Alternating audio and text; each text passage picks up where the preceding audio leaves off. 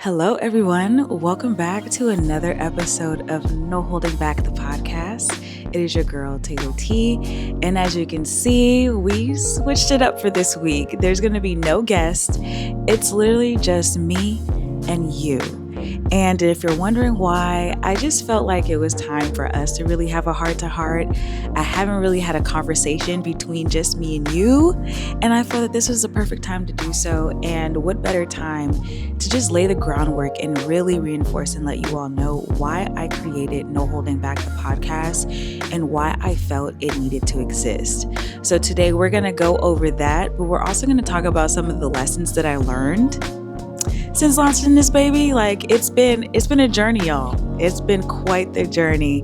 But I also have just a little bit of advice for that creative out there that might be afraid to just take that leap of faith and launch the thing that's been on their heart and on their mind. I got a little bit of advice for you at the end as well. So stay tuned for that. But first, I wanted to start off. Why did I create No Holding Back the podcast? So No Holding Back was created and it was birthed out of me wanting to have a safe space for creatives to be able to come on and just share their journey to success.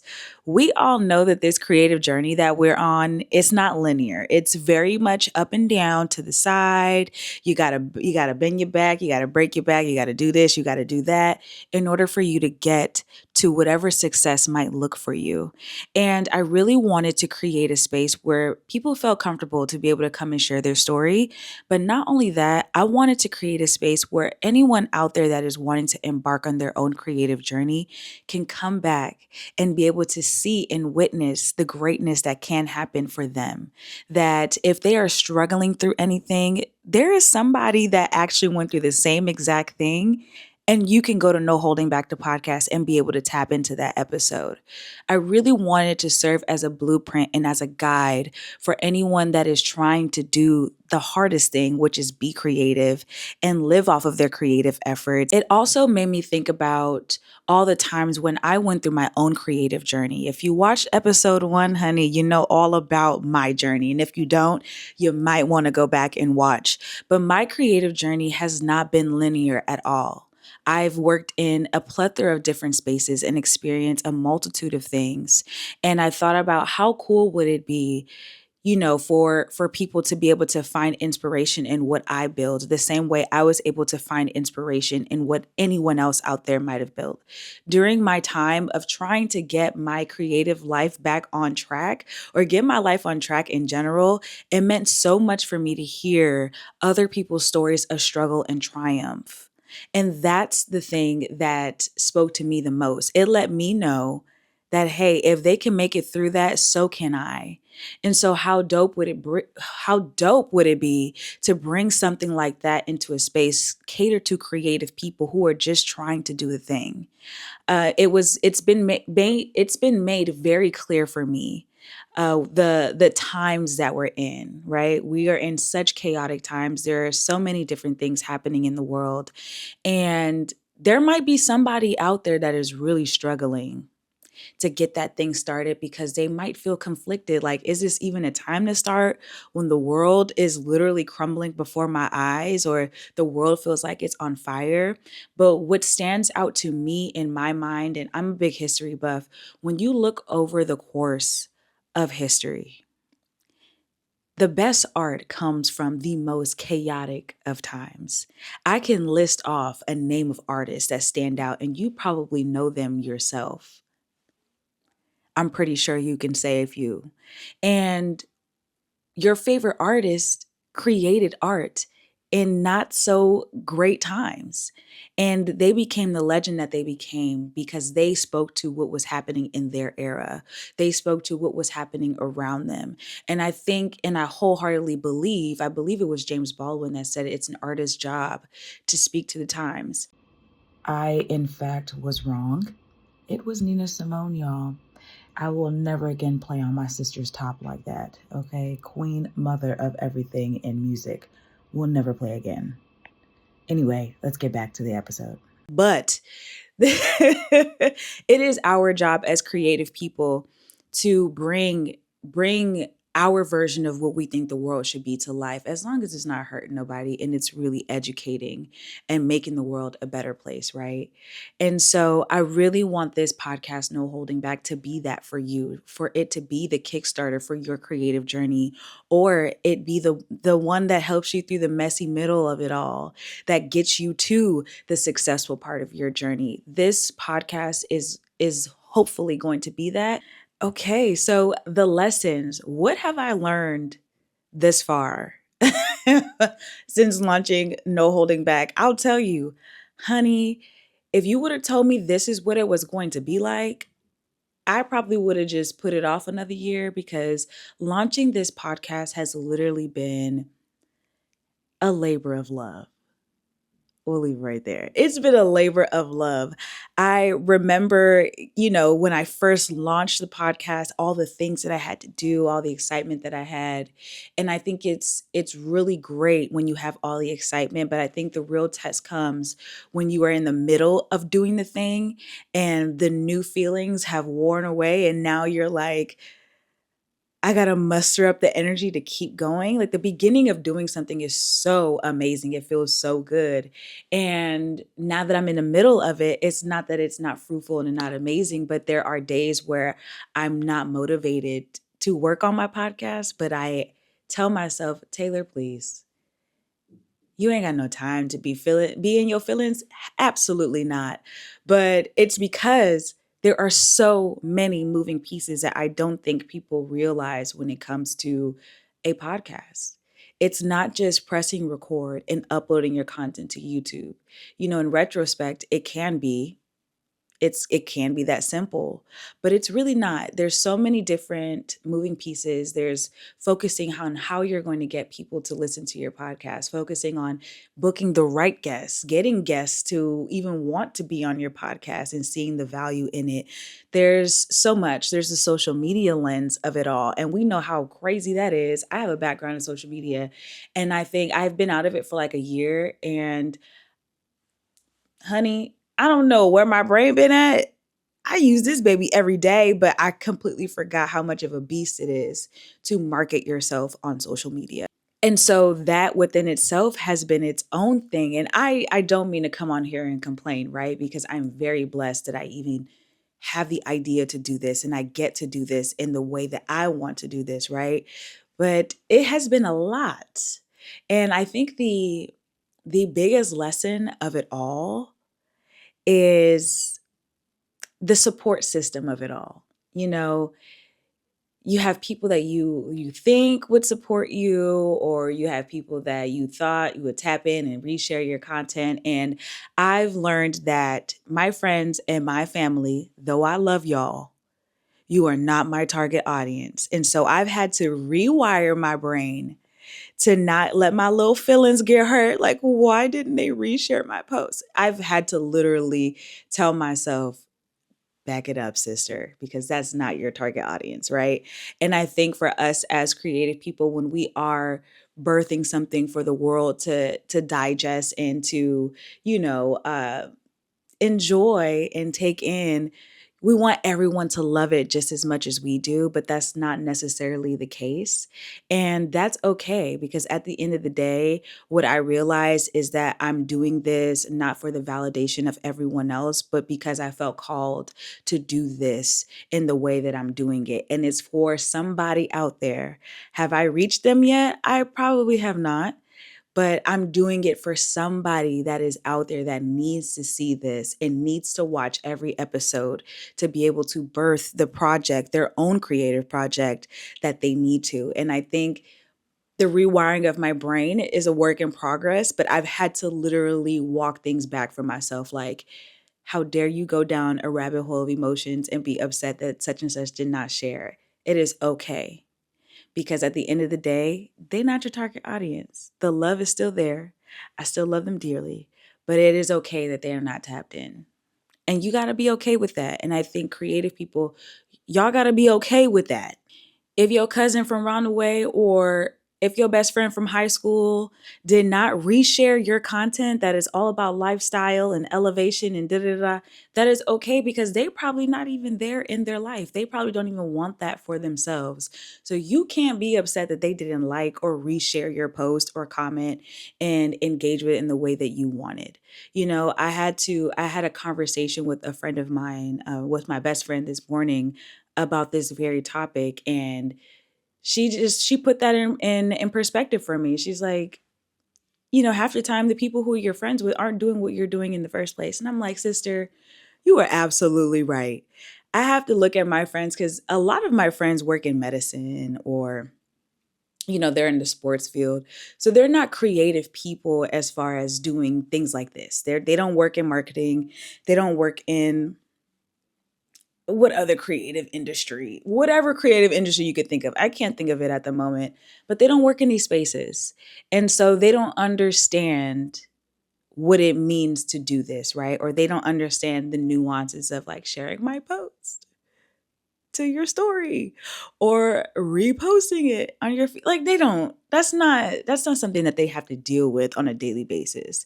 So I also have to think about that. And they're also not people who are wanting to create something and put it out into the world and need a little extra oomph or need some inspiration. And that is okay. And so, from that conversation, I'm like, dang, sister, you're right. I need to audit myself and just allow this thing that I'm creating to have a life of its own and for it to reach the community that it's supposed to reach. Also, when I think about a lesson that I've learned from all of them, all of the creatives that I've been able to interview so far, they have done this very simple thing of continuing the journey even if nobody is watching. And I had to be okay with that. Just because I'm only getting XYZ amount of views on my videos on my YouTube, by the way, subscribe to my YouTube channel. Just because, nobody is technically watching my podcast, that doesn't mean that I stop. That doesn't mean that I don't keep going. It means that I keep going until people are watching and somebody is watching, right? And I learned that from all the creatives that I've spoken to so far. They've all built their things in private or they built their things publicly, their creative endeavors. And even if nobody is tapping in, they wholeheartedly believe in everything that it is that they're doing. And so I feel like I need to adopt that. And if you want to hear their stories, you can go back to the YouTube channel and watch. But I learned that from each and every one of them. And so I'm carrying that same theme into my work and into this because even though I don't have what I want to have right now, in the future, I will. And I got to be okay with it. It's almost like a rite of passage. Yeah. I feel like this is a rite of passage that every creative person experiences on their journey to success is doing the work when no one is watching. Also, I've learned that doing the work, doing the thing or having purpose or operating in purpose doesn't always look glamorous. It's not just turning on my camera and talking and looking pretty and putting on makeup and taking pictures and all the things. Like sometimes it's me sitting at my computer doing research on who's going to be my next guest, finding their email, putting on my journalism hat, scouring the internet for their email and reaching out and writing an email to get them to come on my show. And I had to get out of the idea of, well, I'm still working on it, that everything is easy. Everything ain't easy. It ain't easy. It's been quite the journey, but purpose does not always look glamorous. Sometimes it looks like doing the hard thing over and over and over again until you get the result that you're looking for. And that is really the real about doing something from yourself, from the ground up, putting your money into it, investing in it wholeheartedly with everything that you have. That's really the reality of what it means. Purpose is not pretty. It ain't glamorous and it's not cute. And that's another thing that building this podcast has definitely taught me. You're probably wondering, what advice can Taylor have for me at this stage in my creative journey? And this is really for somebody who is trying to bring something to life, that you're a dreamer, you're a doer, and you're at the stage where you're ready to just bring something to the world that you have had in your heart and in your mind. And first place I would say is start even if you don't feel ready. No matter how much I tried to prepare to launch the thing, I realized that I was never going to be ready because everything that I thought I was ready for, I really wasn't. Nothing that I planned for went as I planned. I had a complete social media strategy. I had all the things. I thought I was ready, honey. And then when I got the ball rolling, I realized I had to relinquish control, and it was just going to be what it was just going to be until I can get it to where I want it to be. And it made me even think back to the times where I was afraid to even start because I didn't feel ready. I was like, I should have just started this when when I really didn't have the tools to be able to do so, because I'm right back at the stage of like, I could have did this 2 years ago when I thought I couldn't. So I would say I would say start before you're ready. Start now, perfect it later. That is a very true statement. The longer you wait to start, that idea is going to leave and go to somebody else. Ideas are fleeting. I don't know if you realize that. And that beautiful, great idea that's right there in your brain, at your fingertips, in your notes on your phone, it'll peace out and it'll end up going to somebody else that executes much faster than you do. So, first things first, baby, start before you're ready. Next, number 2, your journey is your content. And I say this as a former social media manager. Don't wait to start talking about your journey to making it, which is why I decided to do this, which is why I'm very active on TikTok now about explaining what my podcast journey has been like, what it feels like, what it looks like. You have to be very open and transparent in the beginning, especially right now. We are in a time where people's perceptions of doing the work are a little warped. People don't understand what it feels like to bring a creative concept to life. It's hard, it's gritty, it's tough. You got to fight not only maybe a client or whatever have you, but you got to also fight your mind, yourself. There's days where you don't even want to create, and there's days where you do want to create. You have this burst of energy. There's days where you enter into this flow state and everything is just flowing so effortlessly. And people need to see that. People need to understand what that feels like for you. That's what's going to spark inspiration. That's what's going to get people interested in what it is that you're building. And what better time than now to begin telling your story out on social media or whatever platform you feel fits best for you? What better time to start leaving those little breadcrumbs behind? And also on the other end of that, how dope is it for you when you make it to the end or make it to what success might be for you to look back like, dang, I remember that day. I actually shed so many tears that day. And I had a box of, you know what I'm saying? Like, you're able to look back and realize how far you have come. Number 3, honey, you got to learn to protect your peace at all costs. You are building a thing, and you aren't just building a small thing. You're building a big thing. This is as wide as my fingers can go. They can't go any wider than that. So this is big. You're building a big thing. And you need to protect your peace as much as possible. There are going to be people and things from the outside that are going to distract you and try to derail your progress and take you off of focus. But you have to make sure you are so focused and locked in that there is nothing that is going to take you off balance. I can't even list off the amount of things that have come my way, whether it be health wise, whether it be friendship wise, whether it be, the list can go on, that have almost deterred me from continuing this path and continuing doing this thing. Sometimes you are the one inflicting pain upon yourself and not bringing yourself peace. So just make sure you are not also getting in your way when you are building this thing that is bigger than you or answering the call to bring this thing to life. So at all costs, protect your peace in the journey, baby. If I didn't learn that, I learned. If I didn't learn nothing, I learned that. And that's for sure. You have to stay at peace, get your rest, and be focused because you got somewhere to go and you got a finish line to get to. So that's number 3. Number 4, and the final one, is finding your people. I have a few people that I call on every week when I'm stressed out and nobody is engaging with my work. I'm either crashing out about that, or I just need to pick me up, or I just need somebody to help reroute me, or just have questions about specific things that have to deal with the podcast.